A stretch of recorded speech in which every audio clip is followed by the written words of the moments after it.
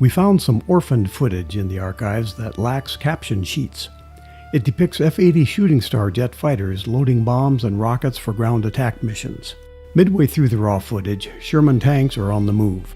Everything about this film says Korean War. The color copy is not the highest quality, but the subject matter is compelling, and we did what we could to restore contrast, exposure, and sharpness. The Lockheed F-80 first flew as the P-80 in 1944. By the time of the Korean War, production of F-80Cs enabled units like the 8th Fighter Bomber Group, depicted in this footage, to deploy shooting stars.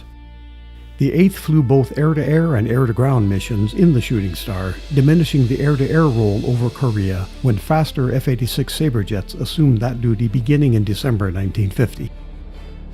In the footage, underwing hardpoints carry general-purpose bombs and at other times tanks that may be for fuel or napalm canisters. Some 5-inch high-velocity aircraft rockets for ground attack are seen as well.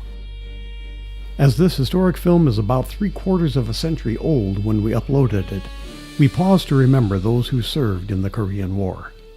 I'm Fred Johnson for the Air Rail Images channel.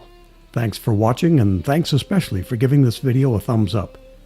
Take a look at the many archival films we have discovered and presented on Air Rail Images.